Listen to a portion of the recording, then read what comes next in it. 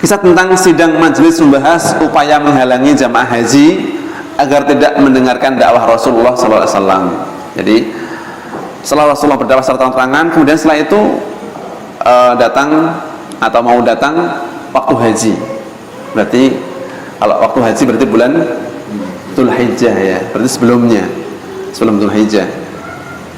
Mungkin bulan Ramadan atau sebelumnya atau Sya'ban. Nah, ini mereka sudah mulai gerah tadi ya. Sudah mulai ini bahaya. Ini Muhammad ini memang gitu ya, tidak main-main begitu.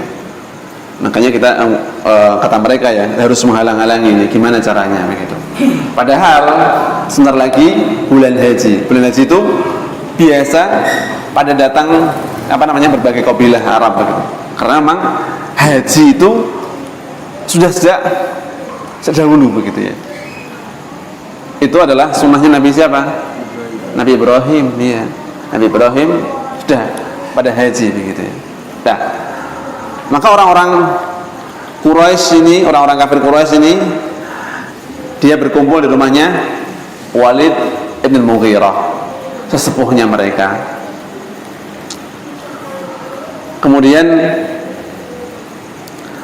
Al-Walid ini mengatakan, bersepakatlah mengenai perihalnya, yakni Muhammad SAW, dalam satu perkataan, dan janganlah berselisih sehingga membuat sebagian kalian mendustakan pendapat sebagian yang lain, dan sebagian lagi mementahkan pendapat sebagian yang lain. Maka mereka mengatakan, katakanlah kepada kami pendapatmu yang akan kami jadikan acuan. Ini pertama pada Al-Walid ini Al-Mughirah. Kemudian ia mengatakan, yakni Walid, justru kalian yang harus mengemukakan pendapat kalian dan aku sebagai pendengar, kata Walid. Maka mereka mengatakan, kita katakan dia adalah seorang dukun. Gini aja, kita katakan Muhammad itu dukun. Ini mereka mengatakan. Maka Walid mengatakan, tidak, demi Allah dia bukan seorang dukun. Nah, Walid sendiri sudah mengakui sebenarnya dia bukan dukun sebenarnya. Kita telah menyaksikan bagaimana praktik para dukun, sedangkan yang dikatakan bukan seperti pomat kamit ataupun saja mantra-mantra para dukun. Jadi Walid ini sudah paham kalau Nabi Muhammad itu bukan dukun. Kemudian mereka mengatakan lagi, kita katakan saja dia orang gila. Maka Al-Walid mengatakan lagi, tidak, demi Allah dia bukan orang gila. Kita telah mengetahui esensi orang gila. Jadi, dan telah mengenalnya, sedangkan yang dikatakannya bukan dalam kategori tertekan. Jadi Rasulullah bukan orang yang tertekan, bukan kayak orang gila begitu. Bukan kayak dukun dia bukan, kayak orang gila juga bukan. Kerasukan ataupun was-was juga bukan. Nah ini. Maka mereka berkata lagi, kalau begitu kita katakan saja dia adalah seorang penyair. Dukun nggak masuk, gila nggak masuk. Udah penyair aja lah kalau begitu. Apa kata Al-Walid? Dia bukan seorang penyair. Kita telah mengenal semua bentuk syair. Ada rojas, ada hajaz, ada qarid, ada makbut, ada absud. Sedangkan yang dikatakan bukan syair. Jadi memang kalau kita lihat Al-Quran itu Masya Allah ya. Jadi apakah dia seperti syair? Enggak juga sebenarnya.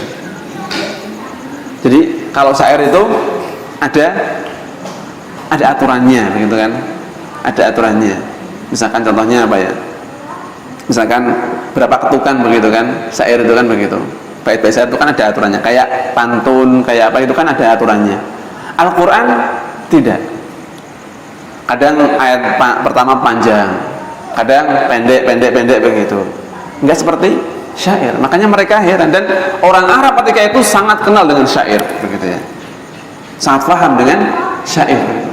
Nah, tapi ini bukan syair.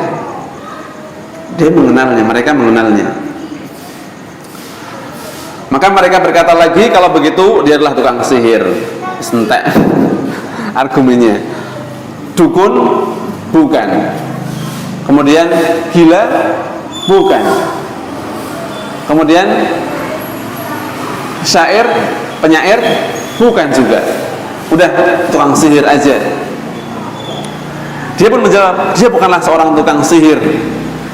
Kita telah menyaksikan para tukang sihir dan macam-macam sihir mereka, sedangkan yang dikatakan bukanlah jenis nafas atau hembusan penyihir ataupun uqad atau buhul-buhul buhul sihir, enggak. Jadi mereka kesulitan sebenarnya juga memberikan apa istilahnya ya, gelar pada Nabi itu. Mereka juga kesulitan, dikatakan ini enggak, itu enggak, tapi mereka hendak untuk menolaknya. Jangan ikuti begitu. Mereka kemudian mengatakan, kalau begitu apa yang harus kita katakan? Maka dia menjawab, demi Allah, sesungguhnya ucapan yang dikatakannya itu adalah amatlah manis dan indah.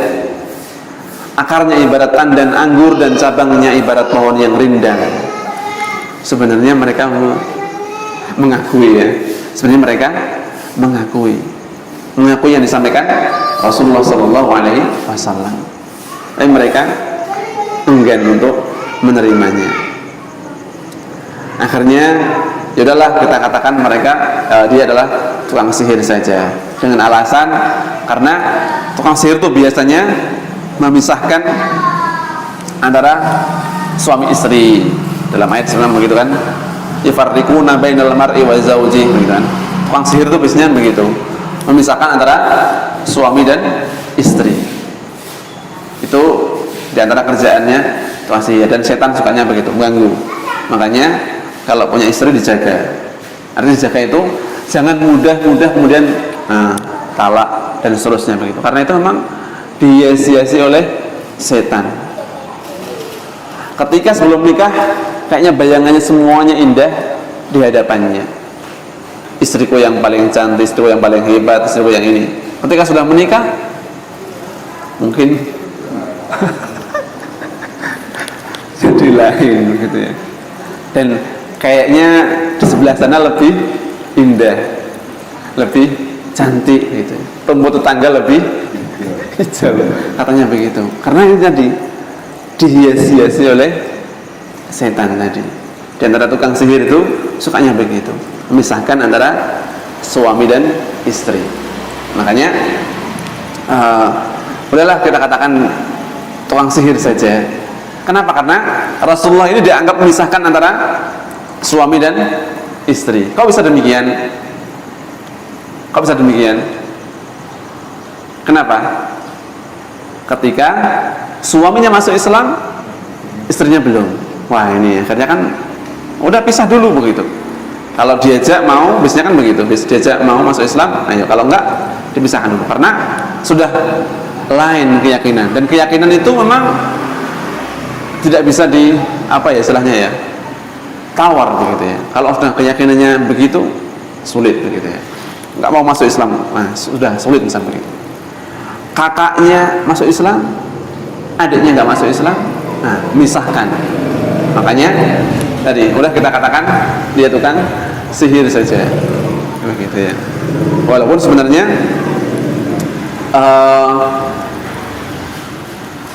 juga nggak pas juga. Mereka argumen-argumennya akhirnya mentok juga, akhirnya nggak ketemu. Rasulullah ini kita katakan apa, Muhammad itu kita katakan apa, untuk menghalangi kabilah-kabilah yang akan datang ketika berangkat haji.